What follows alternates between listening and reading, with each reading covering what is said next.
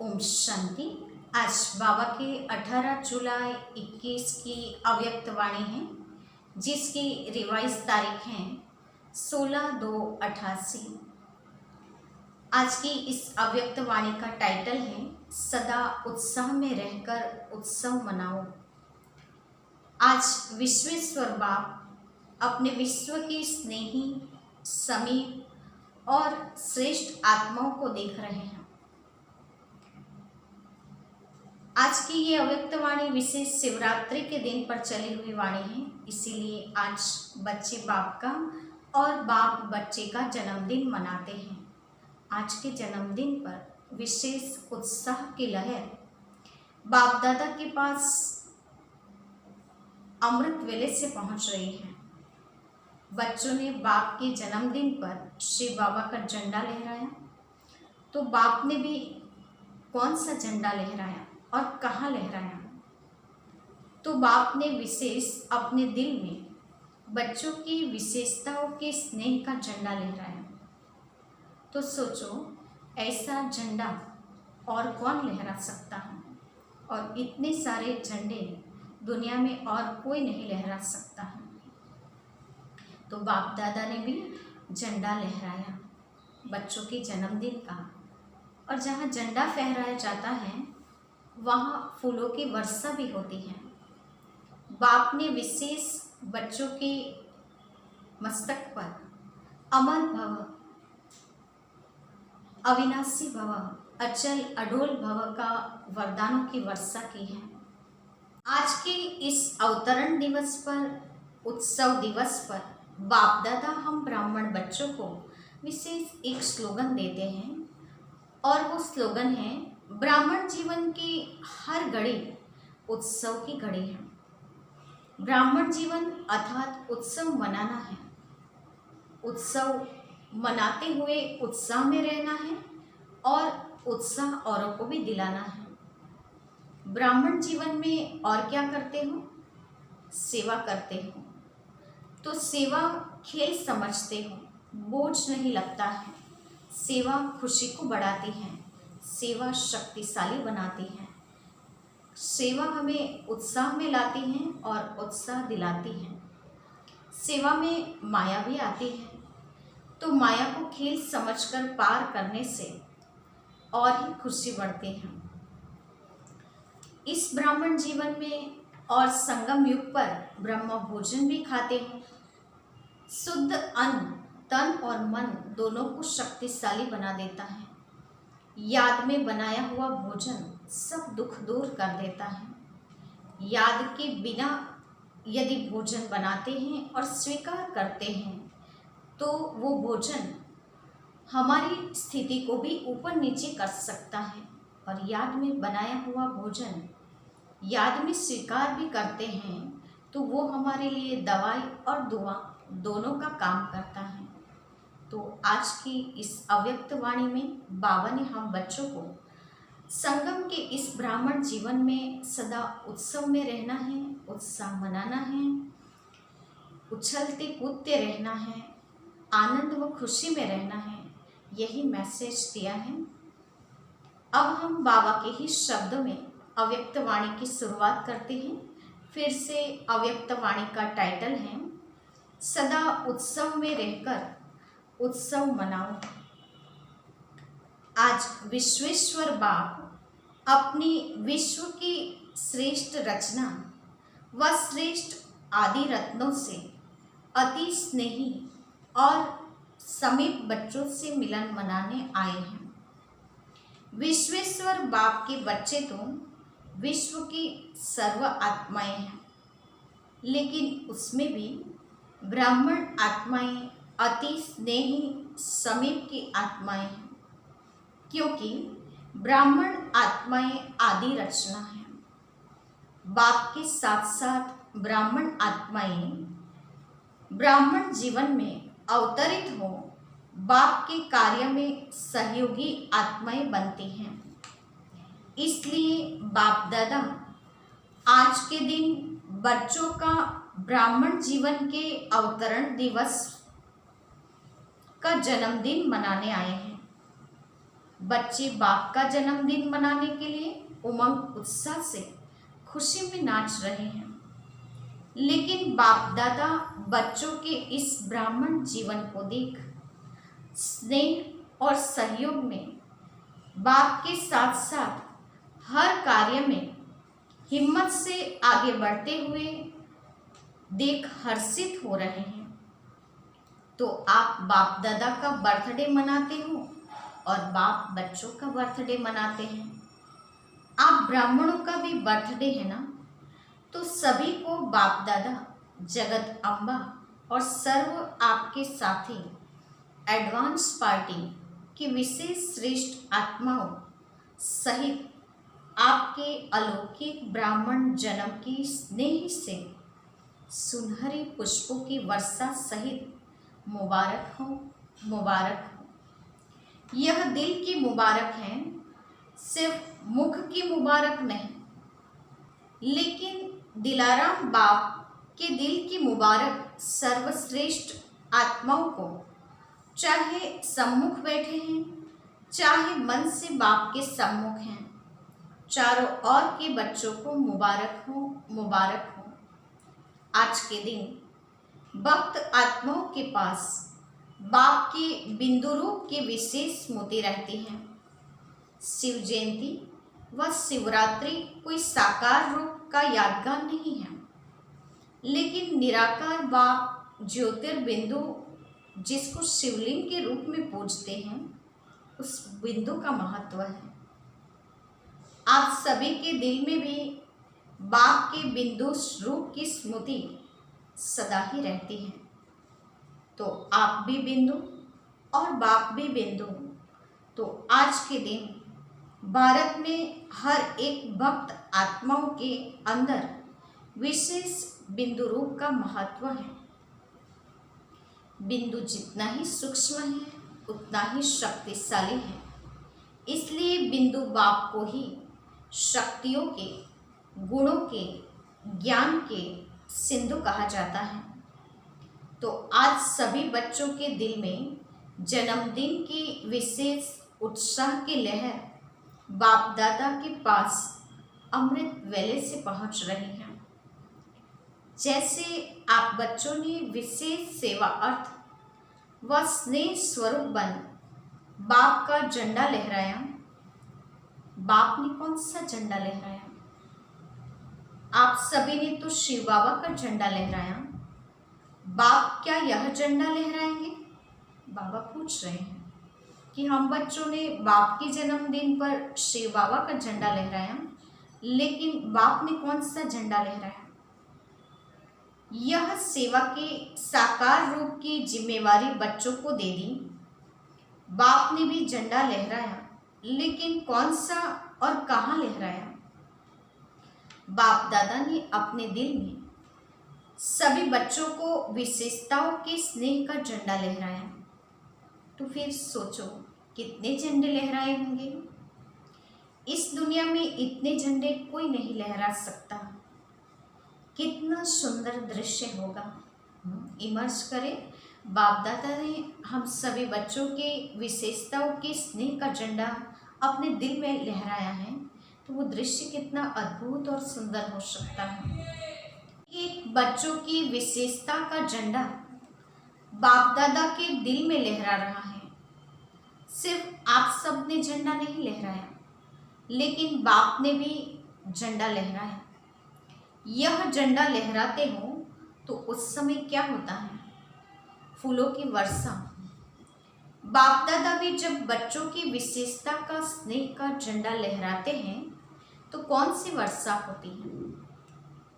हर एक बच्चे के ऊपर अविनाशी भव, अमर भव, अचल अडोल भव, इन वरदानों की वर्षा होती है। यह वरदान ही बाप दादा के अविनाशी अलौकिक पुष्प हैं। बाप दादा को इस अवतरण दिवस की अर्थात शिव जयंती दिवस की बच्चों से भी ज़्यादा खुशी है। खुशी में खुशी है, क्योंकि यह अवतरण दिवस हर वर्ष यादगार तो मनाते हैं, लेकिन जब बाप का साकार ब्रह्मा तन में अवतरण होता है तो बाप दादा को इसमें विशेष, शिव बाप को विशेष इस बात की खुशी रहती है कितने समय से अपने समीप स्नेही बच्चों से अलग परमधाम में रहते, चाहे परमधाम में और आत्माएं रहती भी हैं, लेकिन जो पहली रचना की आत्माएं हैं, जो बाप समान बनने वाली सेवा के साथी आत्माएं हैं, वह कितने समय के बाद अवतरित होने से फिर से आकर मिलती हैं। कितने समय की बिछड़ी हुई श्रेष्ठ आत्माएं फिर से आकर मिलती हैं। अगर कोई अति स्नेही बिछड़ा हुआ मिल जाए तो खुशी में भी विशेष खुशी होगी ना। अवतरण दिवस अर्थात अपनी आदि रचना से फिर से मिलना। आप सोचेंगे हमें बाप मिला और बाप कहते हैं हमें बच्चे मिले, तो बाप को अपने आदि रचना पर नाज है। आप सब आदि रचना हो ना, क्षत्रिय तो नहीं है ना, सभी सूर्यवंशी आदि रचना है। ब्राह्मण सो देवता बनते हैं ना, तो ब्राह्मण आत्माएं आदि रचना है। अनादि रचना तो सब है, सारे विश्व की आत्माएं ही रचना है, लेकिन आप अनादि और आदि रचना हो, तो ये डबल नशा है ना। बाबा पूछ रहे हैं कि आप सूर्यवंशी आदि रचना हो, तो ये डबल नशा है ना, क्योंकि बाप को भी विश्व की ये श्रेष्ठ आत्माओं से मिलन मनाते हुए अति हर्ष हो रहा है, तो हम बच्चों को भी इस बात का इतना ही नशा होना चाहिए। आज के दिन बाप दादा विशेष एक स्लोगन दे रहे हैं। आज के दिन को उत्सव का दिन कहा जाता है। शिवरात्रि व शिव जयंती उत्सव मनाते हैं। उत्सव के दिन का यही स्लोगन याद रखना है कि ब्राह्मण जीवन की हर घड़ी उत्सव की घड़ी है। ब्राह्मण जीवन अर्थात सदा उत्सव मनाना, सदा उत्साह में रहना और सदा हर कर्म में आत्मा को उत्साह दिलाना है। तो उत्सव मनाना है, उत्साह में रहना है और उत्साह दिलाना है। जहाँ उत्साह होता है वहाँ कभी भी किसी भी प्रकार का विघ्न उत्साह वाली आत्मा को उत्साह से हटा नहीं सकता है। जैसे अल्पकाल के उत्साह में सब बातें भूल जाते हैं, कोई यदि उत्सव मनाते हो तो उस समय के लिए खुशी के सिवाय और कुछ भी याद नहीं रहता है। तो ब्राह्मण जीवन के लिए हर घड़ी उत्सव है, अर्थात हर घड़ी उत्साह में है। तो और कोई बातें आएंगी क्या? कोई भी हद के उत्सव में जाएंगे तो वहाँ क्या होता है? नाचना, गाना, खेल देखना और खाना, यही होता है ना। तो ब्राह्मण जीवन के उत्सव में सारा दिन क्या करते हो? सेवा भी करते हो तो खेल समझ करते हो या बोझ लगता है? बाबा पूछ रहे हैं, सेवा करते हैं तो खेल समझते हैं या बोझ लगता है? आजकल की दुनिया में कोई भी अज्ञानी आत्माएं थोड़ा भी दिमाग का काम करेगी तो कहेंगे बहुत थक गए हैं। दिमाग के ऊपर काम का बहुत बोझ आ जाता है। और आप सेवा करके आते हो तो क्या कहते हो? कहते हो सेवा का मेवा खा के आए हैं, क्योंकि जितनी बड़ी सेवा के निमित्त बनते हो उतना ही सेवा का प्रत्यक्ष फल बहुत बढ़िया और बहुत बड़ा मिलता है। तो प्रत्यक्ष फल खाने से और ही शक्ति आ जाती है, खुशी की शक्ति बढ़ जाती है। इसलिए चाहे कितना भी शरीर का सख्त कार्य करते हो व प्लान बनाने का दिमाग के कार्य करते हो, लेकिन आपको थकावट नहीं होगी। रात है व दिन है ये पता नहीं पड़ता है ना। घड़ी आपके पास नहीं होती तो मालूम पड़ता कि क्या कितना बच गए। लेकिन उत्सव मना रहे हों, लेकिन सेवा उत्साह दिलाती है और उत्साह अनुभव कराती है। ब्राह्मण जीवन में एक तो है सेवा, दूसरा क्या होता है, माया आती है। माया का सुनकर हंसते भी हो, क्योंकि समझते हो कि माया को हमारे से ज़्यादा प्यार है। आपका प्यार नहीं है, उनका प्यार है। उत्सव में खेल भी देखा जाता है। आजकल सबको ज़्यादा खेल कौन सा पसंद आता है? मिकी माउस का खेल बहुत करते हैं। एडवर्टाइज भी मिकी माउस के खेल में दिखाते हैं। चाहे मैच पसंद करते हैं, चाहे मिकी माउस का खेल पसंद करते हो, तो यहाँ भी माया आती है तो मैच करो, निशाना लगाओ। खेल में क्या करते हो, गेंद आता है और आप फिर दूसरी तरफ फेंकते हो और कैच कर लेते हो तो विजयी बन जाते हो।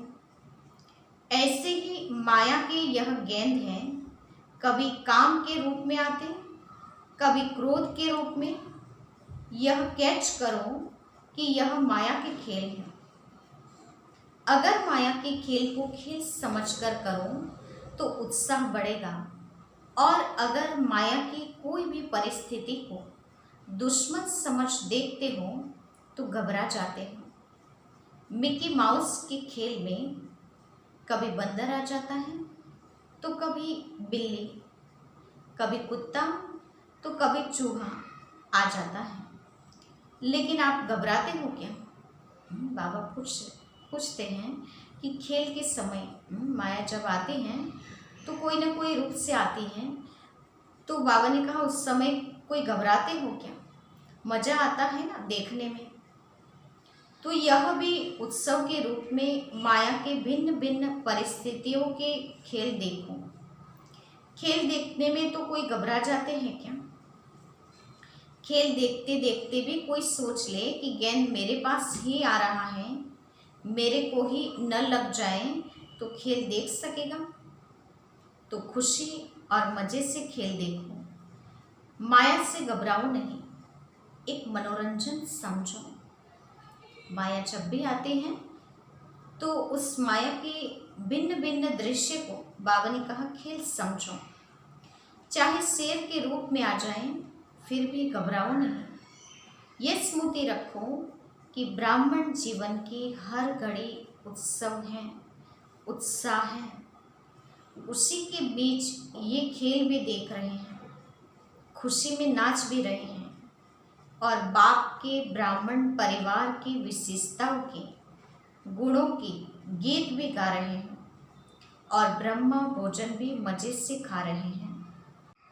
आप जैसा शुद्ध भोजन, याद का भोजन विश्व में किसको भी प्राप्त नहीं है।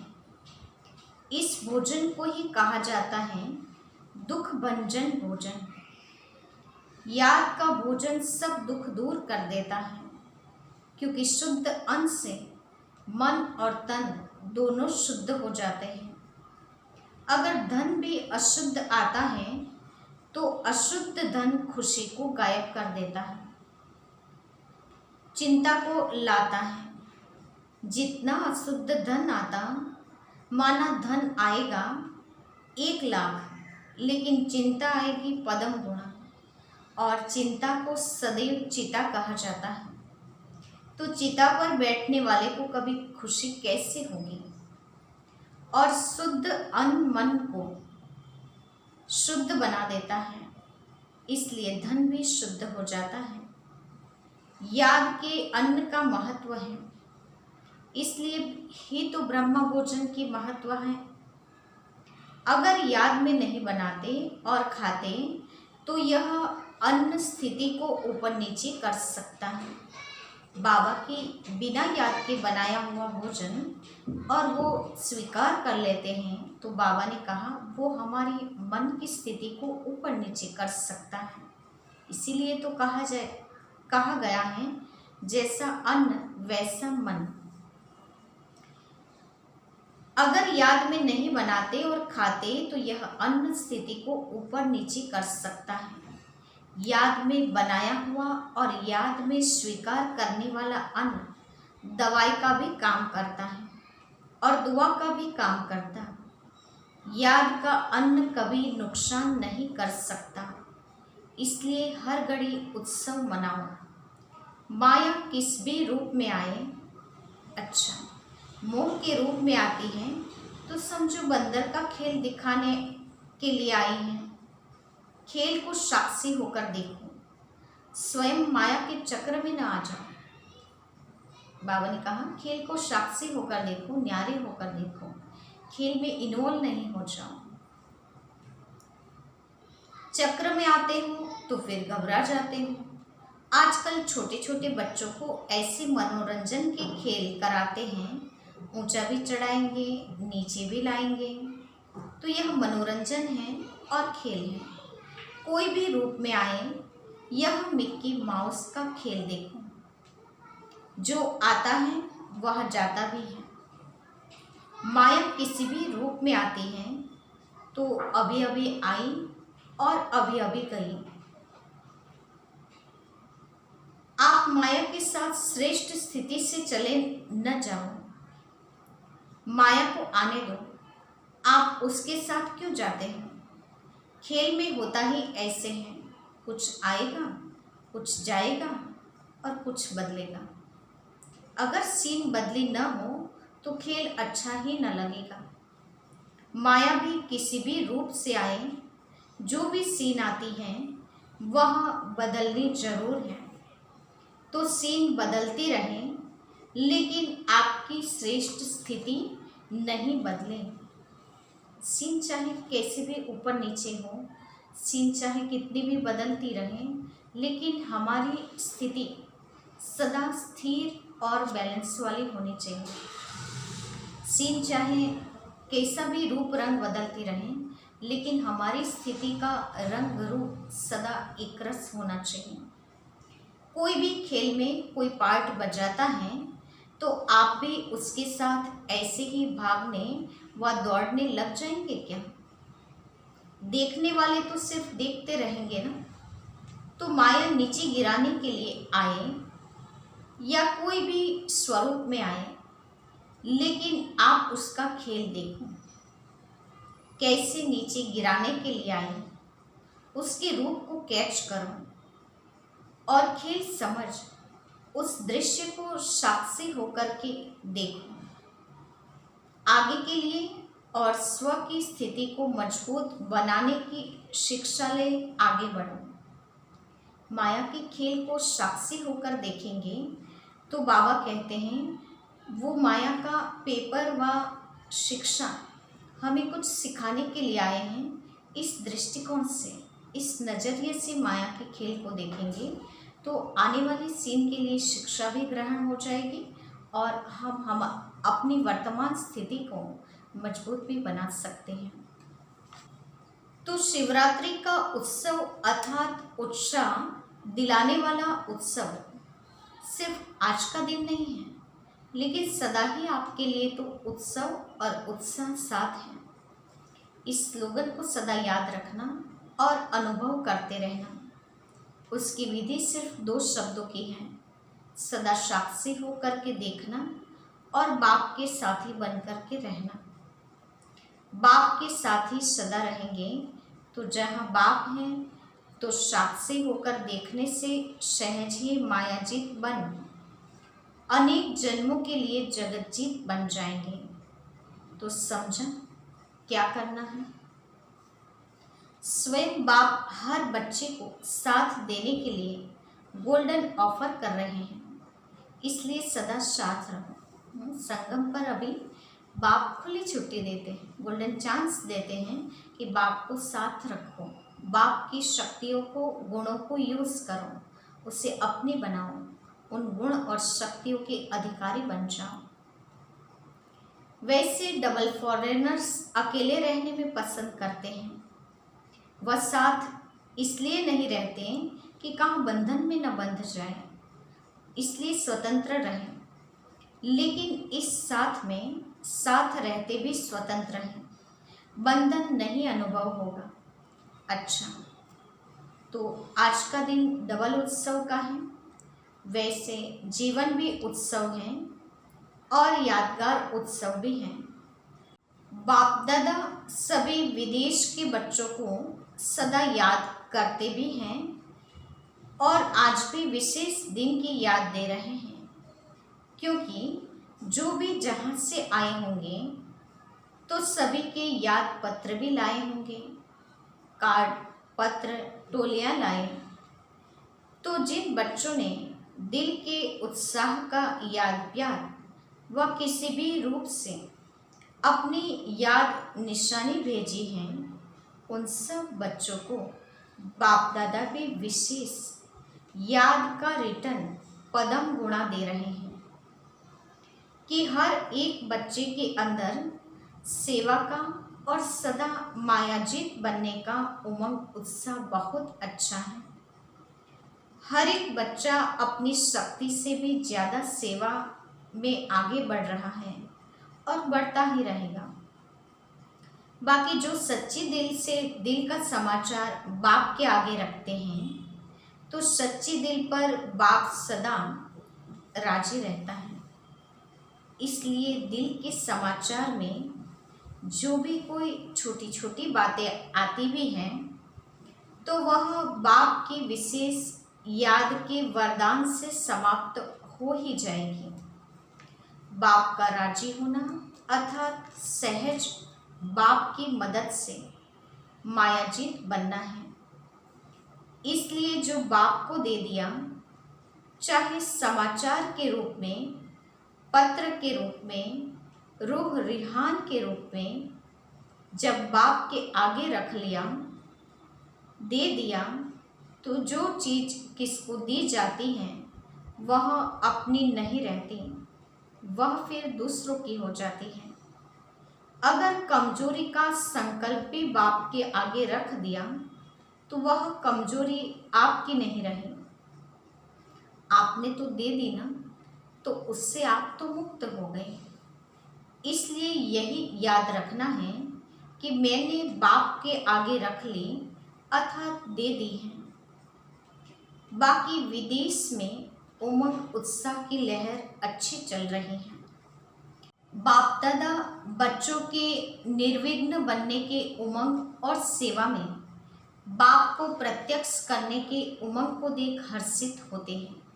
अच्छा, सदा अनादि और आदि रचना के रूहानी नशे में रहने वाले, सदा हर घड़ी उत्सव मनाने वाले, सदा याद और सेवा के उत्साह में रहने वाले, सदा माया की हर परिस्थिति को खेल समझ साक्षी हो देखने वाले, सदा बाप के साथ हर कदम में साथी बन चलने वाले, ऐसे सर्वश्रेष्ठ ब्राह्मण आत्मा को अलौकिक जन्म की मुबारक के साथ साथ याद प्यार और नमस्ते।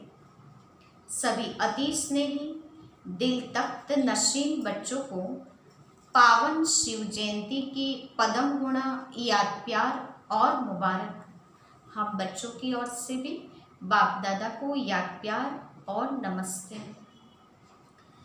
आज का वरदान है, किसी भी कमी कमजोरी को न देख अपने गुण व शक्तियों का सहयोग देने वाले मास्टर दाता भव। किसी भी कमी व कमजोरी को न देख अपने गुण व शक्तियों का सहयोग देने वाले मास्टर दाता भव। वरदान का विस्तार है, मास्टर दाता वह है जो सदा इसी रूहानी भावना में रहते हैं कि सर्व रूहें हमारे समान वर्षे के अधिकारी बन जाएं। किसी की भी कमी कमजोरी को न देख वे अपने धारण किए हुए गुणों का, शक्तियों का सहयोग देते रहें। यह ऐसा है ही, इस भावना के बजाय मैं इसको भी बाप समान बनाऊं, यह शुभ भावना हो। साथ साथ यही श्रेष्ठ कामना भी हो कि यह सर्व आत्माएं कंगाल, दुखी, अशांत से सदा शांत, सुखरूप, मालामाल बन जाएं, तब कहेंगे मास्टर दाता। बाबा कहते हैं कि हमें सदा ऐसी स्वभावना रखनी है कि जो भी जिसके लिए ऐसा सोचते हैं कि ये तो है ही ऐसा, तो उसके लिए सदा ऐसा सोचना चाहिए कि इसे भी मैं बाप समान बनाऊं। जो कंगाल, दुखी और अशांत आत्मा है उसे सुख शांति का वर्षा देकर मालामाल बनाऊं। तो ऐसे हमें मास्टर दाता बनना है। आज का स्लोगन है, मनसा वाचा कर्मणा, सेवा करने वाले ही निरंतर सेवाधारी हैं। उनके हर श्वास में सेवा समाई हुई है। बाबा ने कहा, मनसा वाचा कर्मणा, यानी मनसा से न कर सके तो वाचा से न कर सके तो कर्मणा से, लेकिन सदा ही सेवा का निरंतर उमंग उत्साह चलता ही रहे। इसे बाबा ने कहा कि हर श्वास में सेवा समाई हुई होनी चाहिए। अच्छा, ओम शांति।